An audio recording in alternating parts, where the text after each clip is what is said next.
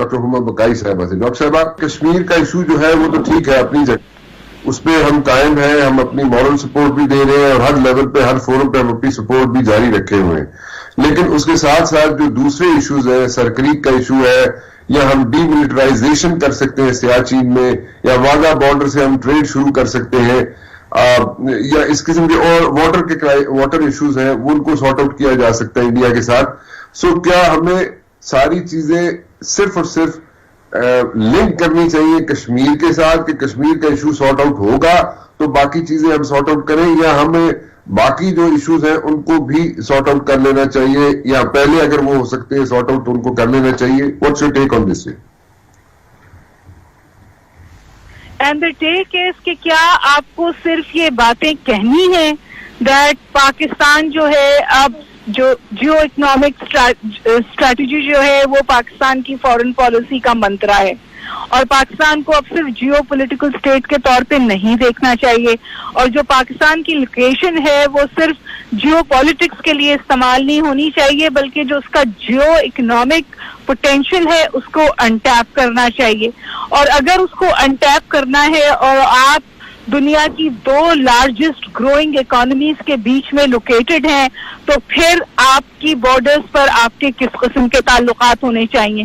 اگر آپ اس بات کو ریشنل کے ساتھ دیکھنا چاہتے ہیں تو یہ آپ کو پش کرتا ہے بالکل اس اسٹیٹمنٹ کی طرف جو ذرا in polite terms prime minister Imran Khan sahab کی طرف سے آیا, لیکن جو chief of the military staff ہیں جو آپریشنل ایشوز کو زیادہ سمجھتے ہیں وہاں سے بہت کیٹیگوریکلی اور کلیئرلی آیا. اور میرے خیال ہے کہ it created a lot of ripples, it created a lot of debate. آپ بھی اس پہ بات کر رہے ہیں, لیکن آپ مجھے پلیز سمجھائیے کہ کیا جب آپ امن کی بات کرتے ہیں تو کیا یہ پوزیشن آف ویکنس میں ہوتا ہے یا یہ پوزیشن آف پاور میں ہوتا ہے؟ جب آپ نے انڈیا کو 1-1.5 سال مودی ایڈمنسٹریشن کی بلیگرنس کے باوجود تمام اچھل کود کرنے دی, اس اچھل کود کا آپ نے بہت اسٹریٹجک جواب دیا اور اسٹریٹجک ریسٹرینٹ کا بھی مظاہرہ کیا. You are on the right side of international law and the international community.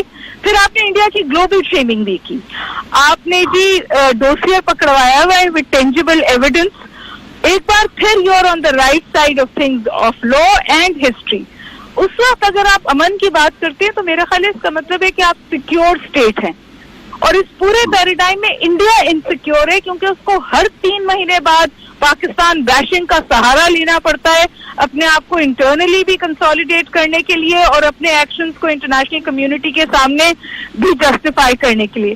تو میرا خیال ہے کہ جو بات کہی ہے باجوہ صاحب نے جس پہ اتنی اس وقت ڈبیٹ جنریٹ ہوئی ہے وہ بالکل واضح اور سیدھی ہے, اور وہ یہ ہے کہ پاکستان اتنا اسٹیبل ہے, سیکیور ہے, اور اتنا اس کو ادراک ہے اس پوری صورتحال کا کہ وہ فنکشنل ریلیشن شپ سے نہیں گھبراتا. اس نے ایک بالکل صاف بات کہی تھی کہ ہم ایک ڈگنیفائڈ ڈائلاگ کے تحت صورتحال کو ہینڈل کرنا چاہتے ہیں کیونکہ اس کے علاوہ کوئی آپشن نہیں ہے. انہوں نے ایک اور بہت اہم بات کی, I was present in the dialogue. Let's bury the past and move forward.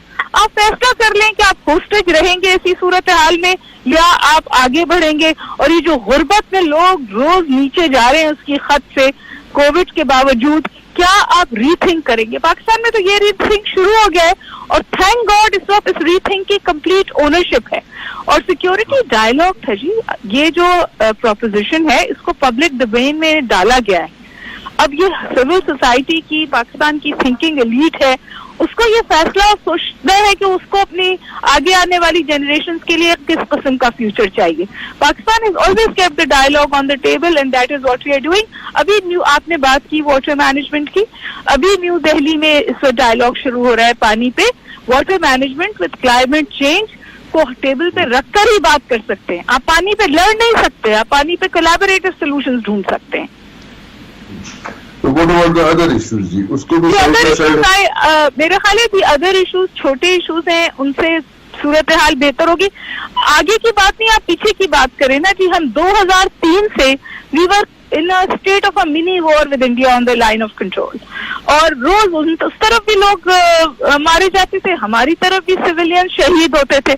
اب فائنلی یہ ایک اور دوبارہ کہا کہ اٹ از ہولڈنگ. فیض کس کا ہوا ہے؟ فیض عام آدمی کا ہوا ہے. اگر اس کی وجہ سے واگا پہ ٹریڈ کھل جاتا ہے سستی دوائیاں آنے لگتی ہیں، پاکستان کا جو پوٹینشیل ہے، اکنامک پوٹینشیل ہے، وہ فعال ہو جاتا ہے. تو مجھے بتائیے کہ اس میں کیا برائی ہے، اس میں کیسے پاکستان پوزیشن آف ویکنس میں چلا گیا؟ میرا تو خیال ہے کہ جب کوئی ملک پوزیشن آف اسٹرینتھ میں ہوتا ہے وہ پھر امن کی بات